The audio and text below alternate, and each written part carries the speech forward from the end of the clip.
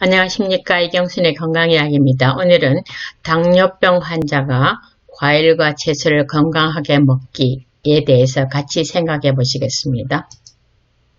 건강한 사람들의 식후 당 변화는 1시간 이후에 굉장히 많이 올라갔죠. 그 다음에 2시간 되면 쭉 떨어지기 시작하는 게 이게 정상입니다. 우리가 고혈당 지수식품과 저혈당 지수식품을 많이 들어보셨죠? GI가 낮다, GI가 높다. 왜냐하면 이 정상혈당은 서서히 올라갔다 서서히 떨어져야 되는데 흰 밀가루로 만든 빵을 우리가 먹고 나면 혈당이 확 올라갑니다. 그 다음에 올라가는 것도 문제지만 또 쿡 내려가요. 그 다음에 다시 올라가게 되죠. 그러면 이게 뭐냐면 요 차이 160 이상 올라가면 혈관이 손상된다 그랬죠. 다시 뚝 떨어지면 뭐예요? 배고픕니다. 그 다음에 저혈당 되기가 쉽겠죠. 또 그러니까 다시 먹으면 다시 혈당이 오르락 내리락 하게 되는 거죠. 그래서 혈당은 GI가 높으면 쭉 올라가고 낮으면 서서히 올라갔다 서서히 내려가기 때문에 우리가 GI가 낮은 식품, 혈당 지수가 낮은 식품을 먹어야 된다는 의미가 무엇인지 아시겠죠? 자, GI라는 것은 우리가 식품을 먹고 난 뒤에 혈당을 얼마만큼 빨리 올리느냐 그걸 말하고요. 그 다음에 혈당 부하 지수라는 것은 GL인데 혈당 지수의 식품의 원 서빙, 전부 다 식품마다 다릅니다. 원 서빙이 얼마만큼인지는 들어있는 탄수화물의 양을 나타낸 것입니다. 그래서 우리가 GI보다는 사실은 GL이 더 중요하게 생각되고 있어요. 그 다음에 식이섬유, 소화효소에 의해서 소화되지 않는 탄수화물이죠. 우리가 하루에 여성은 뭐 20, 25, 남성은 35에서 30에서 35 뭐 이 정도 되죠. 수용성, 물에 녹는 거죠. 혈당을 흡착해서 당뇨병을 예방해주고 또 위에서 좋은 콜레스테롤, LDL, 중성지방을 흡착해서 동맥경화나 심장질환, 뇌졸중을 예방합니다. 그 다음에 불용성은 대장에서 유익균이 먹고 먹이로 발효해서 단세지방을 생성한다. 단세지방은 지방을 먹어서 생성되는 게 아니고 탄수화물을 먹어갖고 유익균이 먹고 다시 발효해서 만드는 물질이라고 그랬습니다. 그래서 뭐 다른 여러 가지 이로운 작용도 많지만 인슐린 저항을 개선하기 때문에 당뇨와 직접 관계가 된다는 거죠. 식이섬유는 수용성도 되고 불용성도 되고 다 당뇨와 직접적인 관계가 있는 것입니다. 한국에 갔을 때 2주 동안 자가격리할 때 지인이 이 포도를 사두셨어요. 근데 식다가 이 포도를 어떻게 먹나 이렇게 파란 포도를 주네 그러고 딱 하나 먹어봤더니 너무너무 단 거예요. 그리고 한국 마트에 가면 당도를 측정하는데 이게 브릭스입니다. 그게 샤인머스켓 포도였거든요. 브릭스가 굉장히 높죠. 제일 달다는 소리고요. 멜론이 제일 안 달다는 소리입니다.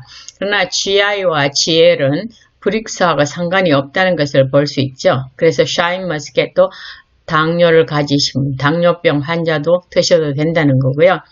단 수박은 72입니다. GI와 GL이 낮고 보통이고 높다는 수준이 밑에 있죠. 0에서 55, 56에서 70, 70 이상. GL은 0에서 10, 11에서 19, 20 이상. 그런데 수박은 이 GL이 굉장히 낮습니다. 그렇기 때문에 사실은 먹을 수 있는 거예요. 근데 먹을 수 있는데 그래도 너무 많이 먹으면 안 될 거예요. 석류는 GI와 GL이 있는데 이 GL이 중정도죠. 그렇기 때문에 너무 많이 드시면 안 된다고 제가 빨간 걸로 표시해 왔습니다.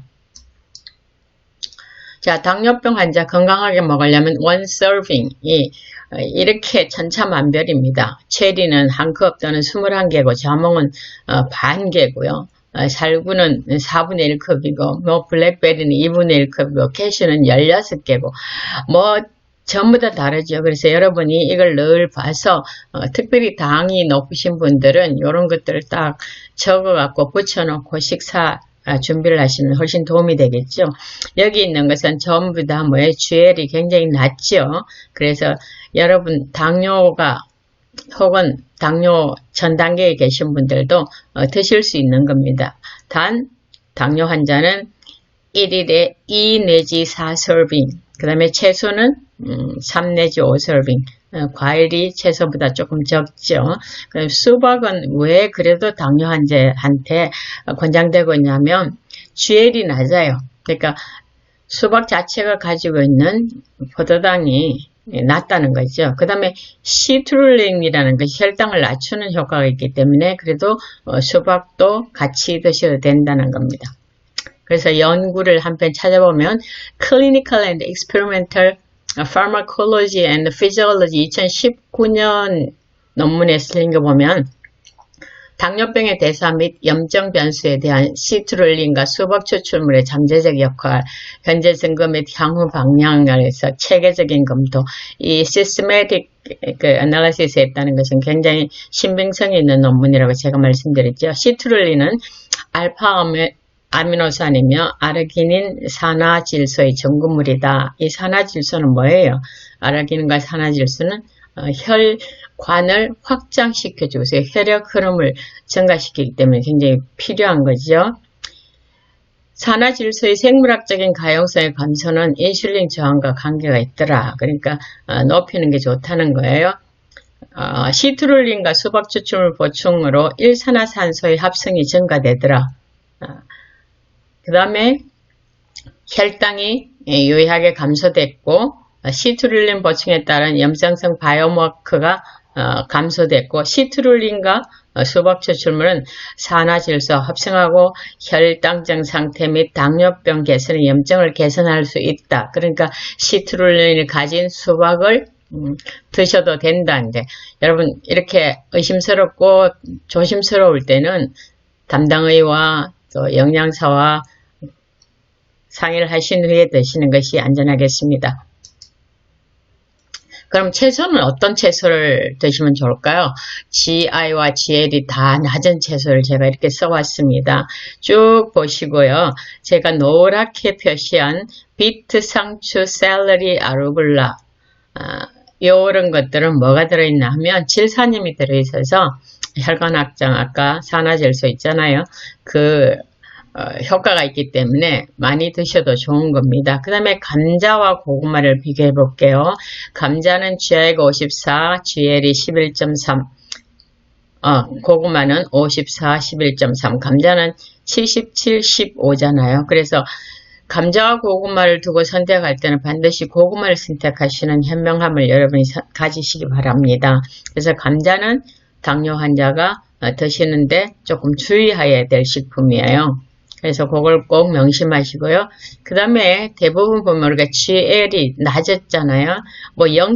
얼마 되는 것도 있고 11.3이 제일 높네요. 대부분 다 안전한 식품입니다.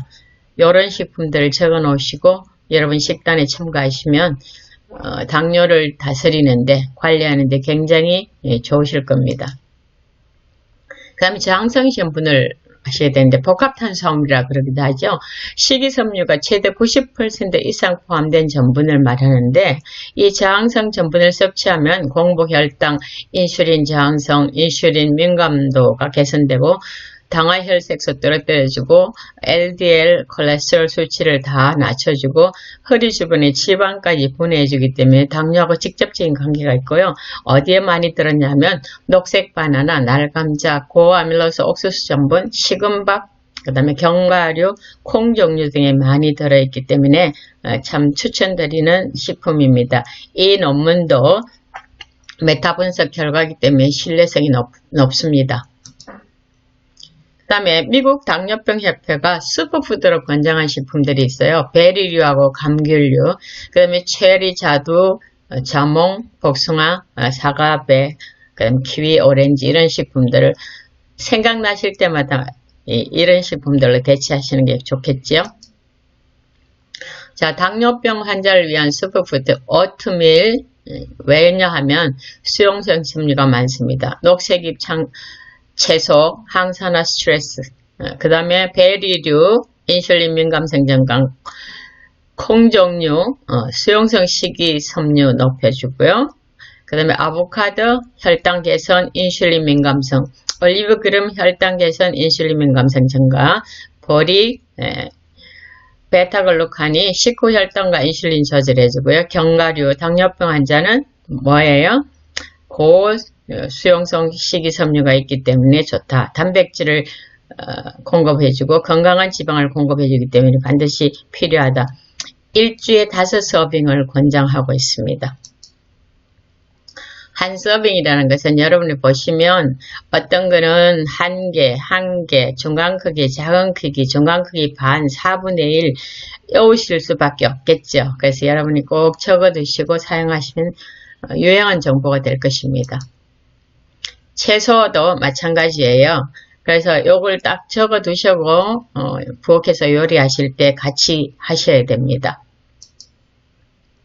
자, 과일은 하루에 4서빙, 채소는 5서빙을 드시면 좋은데 눈에 익게, 익숙하게, 잊어버리지 않게 여러분이 꼭 이렇게 자꾸 보고 듣고 또 적어놓고 하시면 외워질 수 있습니다. 자, 당뇨병 환자에게 유익한 견과류가 연구된 게 있는데요. 호두하고 아몬드하고 땅콩, 피스타치오. 이게 원서빙입니다. 호두는 반알 이렇게 된 거, 그 6 내지 7쪽. 그 다음에 아몬드는 23알, 땅콩은 10알에서 15알, 그 다음 피스타치오는 20에서 23알 정도. 그러니까 한 주에 5번 정도 하니까 이걸 돌아가면서 계속 드시면 되겠죠. 일주일에 5번 이렇게 호두, 오늘은 호두, 그 다음에 아몬드, 그 다음에 땅콩, 그 다음에 피스타치오, 그 다음에 호두 이런 식으로 드시면 굉장히 유익할 겁니다. 그럼 오늘 이렇게 복잡한 걸 많이 하셨는데 이제 최소 과일과 채소를 5서빙 먹도록 미국 당뇨병 협회가 추천하고 있습니다. 제가 말하는 게 아니니까요. 꽤 많다 싶죠, 과일이. 그 다음에 복합탄수화물을 드시고요. 견과류는 한 주에 5서빙. 우리가 먹다가 보면 하루에 최소한 과일 5, 채소 5서빙 먹는 게 그렇게 쉽지 않습니다. 그래서 명심하시고 정말 이제는 건강을 위해서 투자하시고 시간과 돈과 노력을 다 투자하셔야 되겠어요. 그래서 이런 것들을 잘 하시면 운동과 음식 섭취를 같이 하셔야 되는데 음식 섭취는 꽤 중요한 부분이 있어요. 당뇨 환자가 있는데 옆에서 고기를 막 맛있는 거, 그 다음에 혈당 올리는 식품 이런 것들을 막 옆에서 먹으면 안 되니까 온 가족이 꼭 같이 드시는 게 굉장히 필요하고요. 온 가족이 반드시 그렇게 해야 될 필요성은 생활 습관이 비슷하잖아요. 그러면 나도 잠재적으로 당뇨 전 단계에 이르기 쉽거든요. 그래서 예방 차원에서 꼭 같이 드셔야 당뇨 환자가 식이 조절에 성공할 수 있다는 거 명심해 주시면 여러분이 굉장히 큰 유익을 얻으리라 믿습니다. 감사합니다.